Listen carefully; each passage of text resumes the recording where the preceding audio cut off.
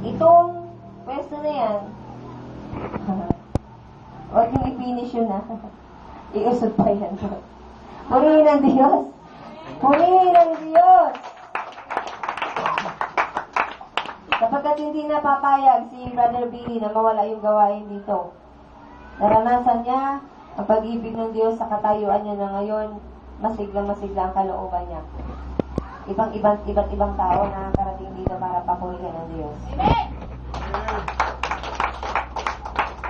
So, bibigay ko po muna yung moment na to kay Beverly. Moment of glory. Para sa akin, ang sabi ko ngayon, napakasaya.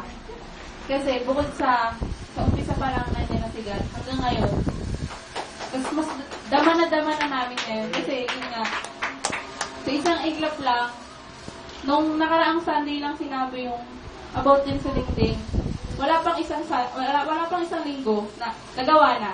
Amen! Hindi na pinatagal. Yun. Ang sarap makita na napakaraming tao na lilingkod kay God, na hinahanap siya. Kasi dati, kami-kami lang, konti pa. Ngayon, ang sarap ng feeling na nag-umpisa sa isa at dumami ng tuloy-tuloy na. Yun. Alam ko, hindi pa to yung mas madami pang darating. Umpisa pa lang to. Yun. Marami pang plano si God. Nagawa niya na lahat ng plano niya, tapos na. Wala na tayong magagawa. Siya na yung nagplano na tuloy-tuloy itong gawain na to. Hindi ito matatapos. Yung sabi ko, maraming salamat kay God. Amen!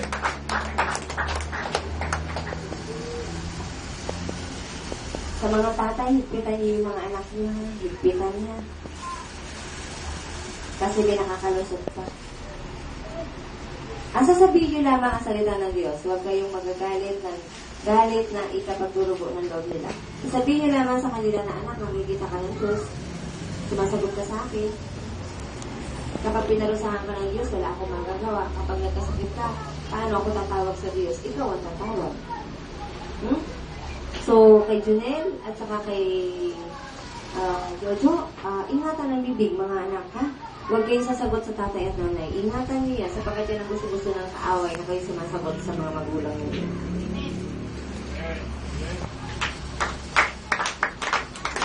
Tapos natapusin ko na po hanggang sa susunod naman linggo. Sa susunod po linggo, magdala kayo. Yung bang tipong iusod na muli yung kabilang pader. Ha? Yung pong tipo na hindi na kayo makakagalaw. Okay po? So, sa mga bagong dating po, dala kayo sa truck.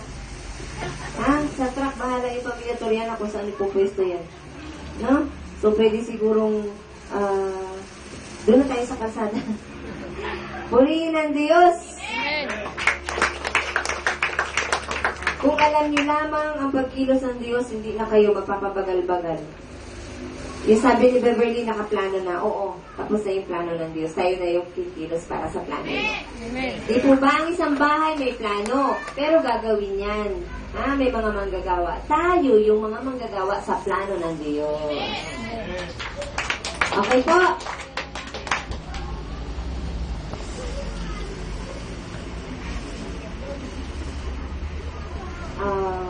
Sherwin, pinapaalam ni Yahweh, hindi ka muna pwedeng makipag-mingle sa mga girls, sa boys na.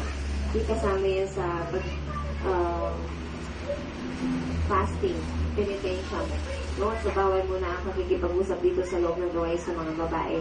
Sa mga girls ka lang muna makikipag-communicate. Pero sa outside, pwede ka, bahala ka. Basta sa gawain lang, bawal ang makikipag-usap sa mga kapatid mo dito babae. Okay? Jocelyn, pakisabi sa tatay mo na hindi man ibig sabihin ng tumulong siya, hindi na siya a-attend, ha? Okay, kailangan niyang umattend, magdala ka mo siya ng mga taga-munisipyo dito. Hinihintay ka mo ni Yahweh. Lahat ng mga taga-munisipyo. Kung kaya niya dalhin si Mayor, dalhin na dito si Mayor, ha? Okay? So, So, lahat po ng mga kabataan ay mag-bless sa mga nanay at tatay. Lahat ng ibig sabihin ng mga kabataan ay, alam nyo na kung ano yung edad ninyo, ano? So, tuturuan kayong gumalang sa matatanda. So, habang inaawit ang One Way Jesus, ay pwede na kayo lumapit sa mga matatanda at mag-bless. Pwede kayong umakap, nasa sa inyo yan. Okay?